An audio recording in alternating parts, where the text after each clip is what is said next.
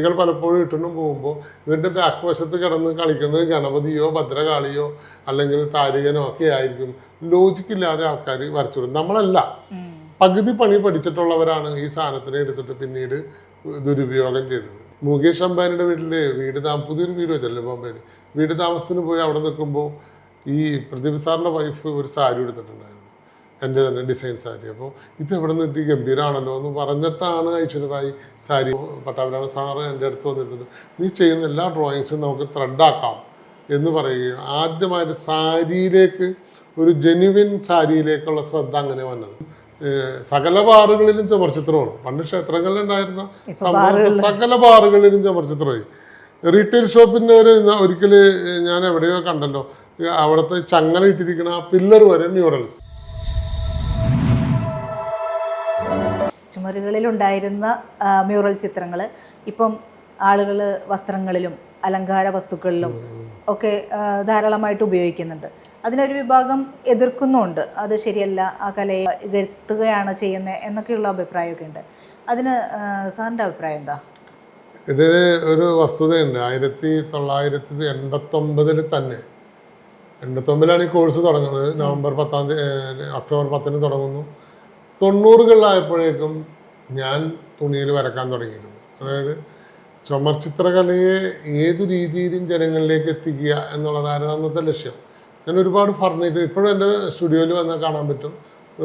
ഫർണിച്ചറിൻ്റെ ഇടയിൽ നമ്മൾ ചെട്ടിനാട് ടൈലുകൾ ആഡ് ചെയ്യുന്നത് പോലെ, അല്ലെങ്കിൽ തൂത്തുക്കുടി ടൈലുകളിൽ ആഡ് ചെയ്യുന്നത് പോലെ ഞാൻ മ്യൂറൽസ് ആഡ് ചെയ്ത് ഒരുപാട് ഫർണിച്ചറുകൾ ഞാൻ ഡിസൈൻ ചെയ്ത് വിട്ടിട്ടുണ്ട്. അതിനാവശ്യക്കാരുണ്ടായിരുന്നു. എറണാകുളത്ത് നിന്ന് ഒരു ഇൻറ്റീരിയർ ഡിസൈനർ ഉണ്ടാക്കുന്ന ഫർണിച്ചറുകൾ വിദേശങ്ങളിലേക്ക് പോയിരുന്നു. അതുപോലെ തന്നെ വലിയ പോട്ടുകളിലേക്ക്, അത് എനിക്ക് തോന്നുന്നു ഒരു 25 വർഷമായിട്ടൊക്കെ കല്യാൺ സിൽക്സിലൊക്കെ അത്തരം വർക്കുകൾ ചെയ്തൊക്കെ ഞാൻ തന്നെയായിരുന്നു ആ കാലഘട്ടം. പിന്നീട് നമ്മൾ ഒരു വലിയ പോട്ടും പിടിച്ചിട്ട്, അന്ന് എനിക്ക് കാറൊന്നുമില്ല, എറണാകുളത്തേക്ക് ധനലക്ഷ്മി ബാങ്കിലേക്ക് പോണ സമയത്ത്, ഇനാഗുറേഷനാണ് പോണ സമയത്ത് എൻ്റെ കയ്യിൽ നിന്ന് ഈ പോട്ട് ഉരുണ്ട് വീണ് പൊട്ടിപ്പോയി. അപ്പോഴാണ് ഇനി പോട്ട് ചെയ്യണ പരിപാടിയില്ല. കാരണം 1, 2, 3 മാസം പണിയെടുത്തിട്ട് ഒരു സാധനം കൊണ്ട് പോകുമ്പോൾ കയ്യിൽ നിന്ന് പോയാൽ നമുക്ക് നഷ്ടം സഹിക്കാൻ പറ്റണില്ല. അങ്ങനെ നിൽക്കുമ്പോഴാണ് സാരി ഡിസൈനിങ്ങിനെ കുറിച്ച് ചിന്തിക്കുന്നത്. അപ്പോൾ എൻ്റെ ഒരു സുഹൃത്ത് പുറത്തൊരു ഐലൻഡിൽ ഇത് വിൽക്കുന്നുണ്ടായിരുന്നു, ഷർട്ടുകൾ വിൽക്കുന്നുണ്ടായിരുന്നു. അപ്പോൾ അയാൾ എന്നോട് നമുക്ക് എന്തുകൊണ്ട് മ്യൂറൽ പെയിൻറ്റിങ് ചെയ്തുകൂടാ എന്ന് ചോദിച്ചപ്പോൾ ആദ്യം തന്നെ ഞാൻ എൻ്റെ ഷർട്ടും ചെയ്തു. ആ ഷർട്ട് അപ്പം തന്നെ ഒരാൾ കൊണ്ടുപോയി. അപ്പോൾ എനിക്ക് തോന്നി ഇതിനൊരു മൂല്യമുണ്ടെന്ന് വിചാരിച്ചിട്ടാണ് പിന്നെ സാരിയിലേക്ക് ആഡ് ചെയ്യണത്. സാരിയിൽ ആഡ് ചെയ്യാനായിട്ട് ഇങ്ങനെ കുറേ വർക്കുകളൊക്കെ ചെയ്തുകൊണ്ടിരിക്കുന്ന സമയത്ത് പട്ടാഭിരാമൻ്റെ വീട്ടിൽ, കല്യാൺ സിൽക്കിൻ്റെ പട്ടാഭിരാമൻ്റെ വീട്ടിൽ എനിക്കൊരു വർക്ക് വരികയും അവിടെ ഞാൻ പോയിരുന്ന് ഡ്രോയിങ് ചെയ്യുമ്പോൾ പട്ടാഭിരാമൻ സാറ് എൻ്റെ അടുത്ത് വന്നിരുന്നത്, നീ ചെയ്യുന്ന എല്ലാ ഡ്രോയിങ്സും നമുക്ക് ത്രെഡാക്കാം എന്ന് പറയുകയും ആദ്യമായിട്ട് സാരിയിലേക്ക് ഒരു ജെന്യുവിൻ സാരിയിലേക്കുള്ള ശ്രദ്ധ അങ്ങനെ വന്നത്. അപ്പോൾ അതിന് എന്ത് പേരിടണമെന്നൊക്കെ വിചാരിച്ചു. അപ്പോൾ മോഹൻലാൽ ഒരു നാടകം കളിച്ചത് ഓർമ്മയുണ്ടോ? ഛായാമുഖി എന്നുള്ള നാടകം 2008-9 മറ്റോ 2008-9 വന്നത്. പക്ഷെ ഞാൻ 2006 സ്റ്റേറ്റ് അവാർഡ് എനിക്ക് കിട്ടിയത് ഛായാമുഖി സീരീസിലാണ്. ഛായാമുഖി ഞാൻ തുടങ്ങിക്കഴിഞ്ഞിരുന്നു. എൻ്റെ വളർച്ച എന്ന് പറഞ്ഞാൽ ഛായാമുഖി എന്ന് പറഞ്ഞ ഒരു പരമ്പരയിലൂടെയാണ് എൻ്റെ ജനം അറിയാൻ തുടങ്ങിയതും എൻ്റെ ചിത്രങ്ങൾ വാങ്ങാൻ തുടങ്ങിയതും നിരന്തരമായിട്ട് വാങ്ങാൻ തുടങ്ങിയതൊക്കെ അങ്ങനെയാണ്. ആ ചിത്രങ്ങളാണ് ഈ 38 രാജ്യങ്ങളിലായിട്ട് പോവുകയും ചെയ്തത്. അപ്പോൾ ആ ചിത്രം ഇങ്ങനെ അദ്ദേഹം പറഞ്ഞു, ഇതിനൊരു പേര് കിട്ടണമല്ലോ എന്ന് പറഞ്ഞപ്പോൾ ഞാൻ പറഞ്ഞു, നല്ലൊരു പേരുണ്ട്, ഛായാമുഖി എന്ന് പറഞ്ഞു. പക്ഷെ കോയിൻസിഡൻസിലി മോഹൻലാലിൻ്റെ നാടകമൊക്കെ പിന്നീട് വന്നതാണ്, അതിനോട് അറ്റാച്ച് ചെയ്ത് പിന്നെ വന്നത്.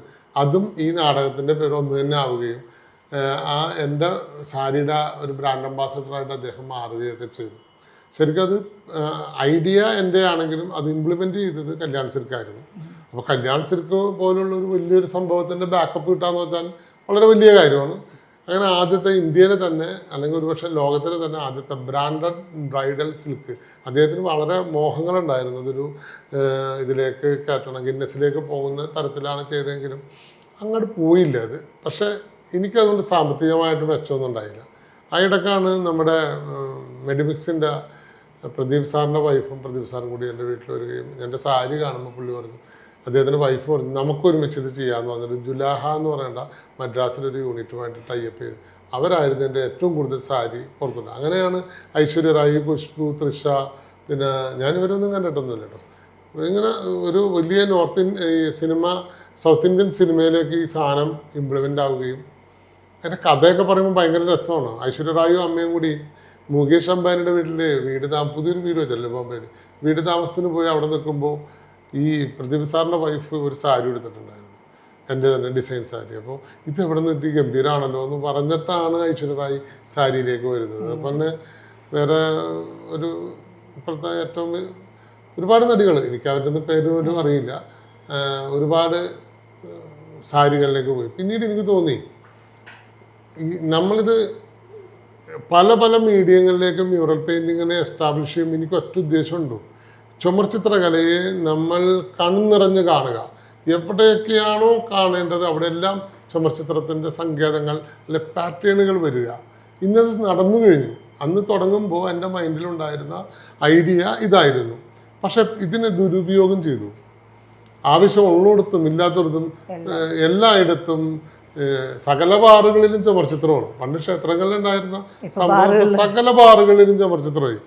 റീറ്റെയിൽ ഷോപ്പിൻ്റെ ഒരിക്കൽ ഞാൻ എവിടെയോ കണ്ടല്ലോ, അവിടുത്തെ ചങ്ങല ഇട്ടിരിക്കുന്ന ആ പില്ലർ വരെ മ്യൂറൽസ്.